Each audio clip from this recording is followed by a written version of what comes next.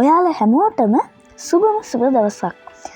අද මම කතා කරන්න බලාපොරොත්තු වෙන්නේ 550 ජාතක පොතේ තියෙන තවත් ආදරය ගැන හරි අපූර්වට කියලා දෙන ජාතක කතාවක්. මේ ජාතක කතාවේ නම තමයි සඳ කිඳුරු ජාතකය. ඔන්න බරණැස් නුවරට නුදුරින් හිමාල වනයේ රිදී පව්ව නැමැති ගලක් උඩ අපගේ බෝධිසත්වයෝ ඉපදෙනවා සඳ කිඳුරෙක් විදිහට. ඉතින් මේ බෝධිසත්වයෝ ටිකින් ටික ලොකු වෙද්දී මොහුට ඉන්නවා හරි අපූර්ව පෙම්වතියක්. ඉතින් අපේ බෝසත් සඳ කිඳුරාත් මේ පෙම්වතියත් හරි ආදරයෙන් රිදී පව්වට වෙලා ජීවත් වෙනවා. දැන් මේ සඳ කිඳුරන් වැසි කාල සමයේදී රිදී පව්ව නැමැති ගල උඩටම වෙලා තමයි වාසය කරන්නේ. මේගොල්ලෝ වැසි කාලේ ඉවරුණාට පස්සේ හිමාල වනයට එනවා ආහාර පාන සොයාගෙන සතුටින් වනේ සැරිසරන්න. ඔන්න වැසි කාලේ ඉවර වෙනවත් එක්කම මේ සඳ කිඳුරුනුත් වනාන්තරයට එනවා තමන්ගේ නිදහස් සුවය ගත කරන්න.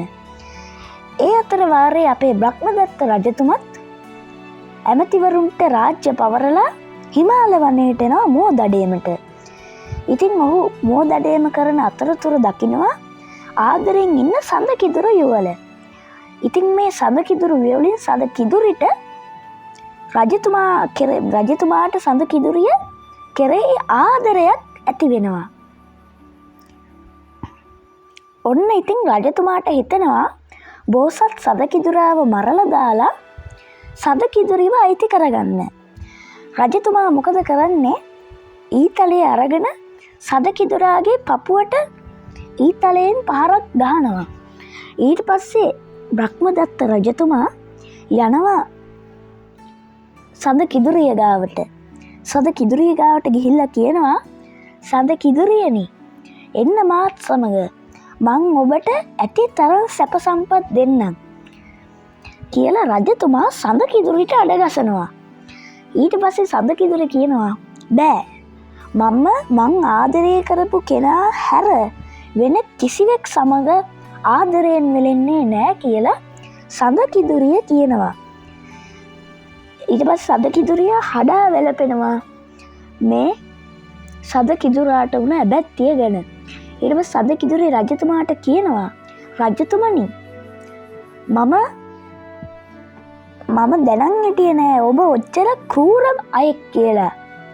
මිනිස්සු මෙච්චර නපුරුයි කියලා මම දැනන් හිටියේ නෑ. ඉතින් මේ සඳ කිඳුරිය අඩන යාඥාව තව්තිසා දිව්‍ය ලෝකේ දෙවිවරුන්ට පවා එනවා. තව්තිසාවේ දෙවිවරුන්ගෙන් මේක ඇහෙන්නේ ලෝකපාලන දෙවියන්ට. ලෝකපාලන දෙවිය මොකද දන්නවද කරන්නේ? තාපසයෙක්ගේ වෙස් අරගෙන හිමාල වනයට එනවා. හිමාල වනයට ඇවිල්ලා ඔහු ඉදිරියට ඇදීගෙන එනවා. ඇදීගෙන එද්දි සඳ කිඳුරිය තාපසතුමන්ට කියනවා, අනේ තාපසතුමනි, මගේ ආදරණීය ස්වාමියා කිසිම වැරැද්දක් කරපු කෙනෙක් නෙමෙයි. ඔහු ධාර්මිකව තමයි ජීවිතය ගත කරේ. අනේ මගේ ස්වාමියාව කෙසේ හෝ සුවපත් කරලා දෙන්න කියලා තාපසතුමන්ට ඉල්ලනවා. තාපසතුමන් තමන්ගේ ශක්තියත් සඳ කිඳුරියගේ ආදරයත් පාවිච්චි කරලා සඳ කිඳුරාගේ, එහෙම නැත්නම් අපේ බෝසතාණන් වහන්සේගේ ඊතලයෙන් ඇති වූ තුවාලය ශනයෙන් සුව කරලා දානවා. ශනයෙන් සුව කරලා දැම්මට පස්සේ තාපසතුමා කියනවා, ආදරය කියන්නේ බලෙන් ගන්න පුළුවන් දෙයක්වත් බලෙන් දෙන්න පුළුවන් දෙයක්වත් නෙමෙයි. ආදරය කියලා හඳුන්වන්න පුළුවන් සත්‍ය සහ ආත්මීය බැඳීම එකතු වෙලා හැදිච්ච හරි අපූර්ව බැඳීමකට තමයි ආදරය කියලා කියන්නේ. ඉතින් මේ කතාව මෙතනින් අවසానයි. මේ කතාවෙන් රටට දෙන ආදර්ශය තමයි අපේ ගොඩාක් අය පිරිස් ආදරය කියන දේ බලෙන් ගන්න හදනවා.